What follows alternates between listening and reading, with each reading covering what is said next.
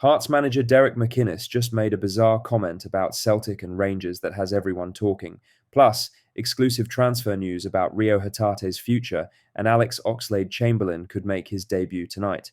We've also got major updates on Celtic's pay-per-view situation and the full Europa League squad reveal with some names you definitely won't recognise. But first, make sure you like this video and subscribe to the channel for more Celtic content. Derek McInnes made a rather puzzling declaration after watching his side scrape past Hibernian on Tuesday night.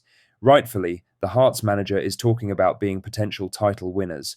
With their form this season and Celtic self-imploding, the stars look like they could align. However, in his post-match interview, the former Aberdeen and Killie boss said it would be a disaster for both Celtic and Rangers if one of them didn't win the league and Hearts grabbed the silver instead. Here's what McInnes told Sunsport. We have been convinced for a while that we've got a chance. It would be foolish to think, with 12 games to go, that we don't. We understand where we are in the pecking order. If Rangers and Celtic don't win the league, it's a disaster for them. For us, we're enjoying what we're doing.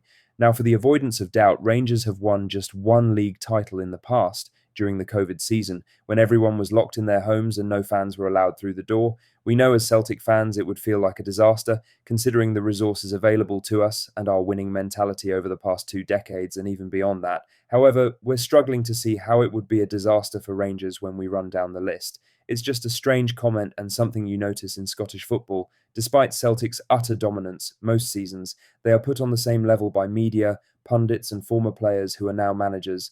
The desperate need to pair the two together is something that comes from a bygone era.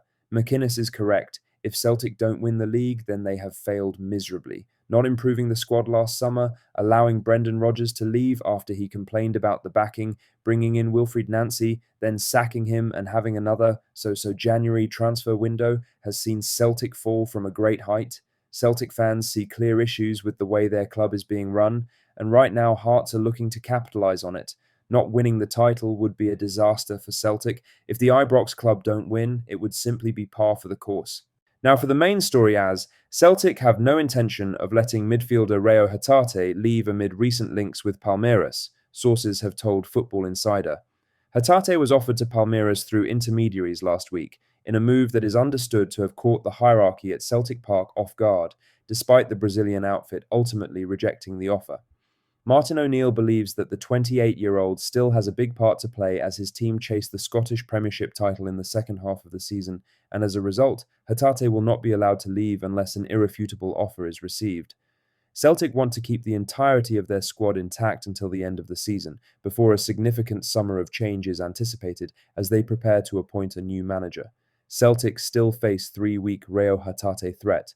Hatate's performances have frustrated Celtic fans so far this term, as his influence on the team has gradually waned since he first arrived back in 2021 to 2022. The Japan international managed 14 goal contributions to help his team on their way to the league title last term, but he has registered just 3 from his opening 20 appearances this time around. Hatate has fallen below the likes of Arne Engels and Benjamin Nygren since O'Neill's return to the dugout, and he now hasn't started a league game since the 10th of January. The initial links regarding a potential move to Palmeiras appear to have come to nothing for Hatate at first, but Celtic still have reason to fear his departure for another 3 weeks. The Brazilian transfer window doesn't close until the 3rd of March, meaning there is still plenty of time for Palmeiras or another potential suitor to come forward with a genuine offer to Celtic. O'Neill and company worked hard to fend off Premier League interest from Engels in the final stages of the January window, and they may now need to do the same once again to ensure they keep Hatate. Boys will accept cut-price Arne Engels' offer in summer. Football Insider revealed on Tuesday that Celtic will likely accept an offer for Arne Engels in the summer that is lower than the £25 million tabled by Nottingham Forest for him on transfer deadline day. The Belgian was subject to heavy interest from the Premier League side in the final hours of the winter window, as the boys swatted away 3 separate bids due to the lack of time available to secure a replacement. However, it is seen as being far more likely that Engels could leave if there is interest in the summer, as Celtic would have far more time to work with on their own additions. It is seen as a realistic possibility that Celtic could accept an offer for the 22-year-old at the end of the season, but it is highly unlikely too that a club will reach a similar fee to the one that Forest offered. The Reds were desperate to add a new midfielder to their group to aid boost their survival hopes, and as a result they tried to tempt the selling club with a hugely lucrative offer. In other news, Celtic have confirmed that Wednesday night's league match against Livingston will be available to supporters on a pay-per-view basis. The announcement means Celtic have now reached their maximum allowance for PPV selections this season. Under Scottish Professional Football League rules, clubs are permitted to show up to 5 matches per campaign on a pay-per-view basis without additional approval. This fixture represents Celtic's 5th PPV broadcast of the season. As things stand, the club cannot select any further matches for PPV unless there is agreement from the league's broadcast partners, including Sky Sports and Premier Sports. Premier have not shown a Celtic home game since they acquired the rights to show some games in the league. There was a fallout last season in the build-up to the home match against Aberdeen, which would have been first versus second, but Celtic were unwilling to change their kick-off time from 3 p.m. on a Saturday.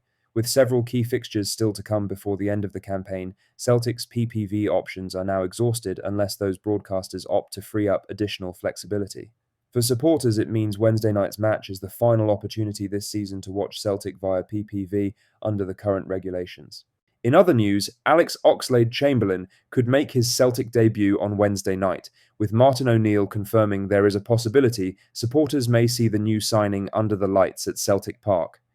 The former England international completed his move at the weekend and was unveiled to the crowd ahead of Sunday's Scottish Cup tie. While he was not signed in time to be included in the squad, Oxlade-Chamberlain watched on from the stands as Celtic edged past Dundee and has since been settling into his new surroundings. Celtic returned to league action with a 7:45 p.m. kick-off against Livingston, and there is growing anticipation that the midfielder could feature for the first time in green and white. O'Neill has already stressed that Oxlade-Chamberlain is still building match fitness after a long spell without competitive football, meaning a start may be unlikely. However, a first appearance from the bench has not been ruled out. Asked directly whether supporters could see the new arrival in action on Wednesday night, Martin O'Neill kept the door open. "I haven't picked a squad yet," he said to Celtic TV, "but yeah, there's a possibility. Even a brief cameo would be a first glimpse of what Oxlade-Chamberlain can bring at a crucial stage of the season. With the title race tightening and fixtures coming thick and fast, O'Neill will be weighing up how and when to introduce his experienced new option, but the prospect of a debut at Celtic Park is now very much on the table." Lastly, Celtic have finalised their Europa League squad ahead of Stuttgart, and while we heard the changes last week, UEFA has now posted Celtic's European squad in its entirety. The Hoops come out of the league phase in the knockout playoff bracket unseeded. That means a first leg under the lights at Celtic Park on Thursday the 19th of February, then the return in Germany on Thursday the 26th of February. Stuttgart are well coached and direct. Celtic need control in Glasgow and resilience away, with the Celtic Park atmosphere doing its bit on night one. That's all the latest Celtic news for today. Make sure to hit that like button, subscribe if you haven't already, and drop a comment below with your thoughts. I'll see you in the next one. Hail, hail.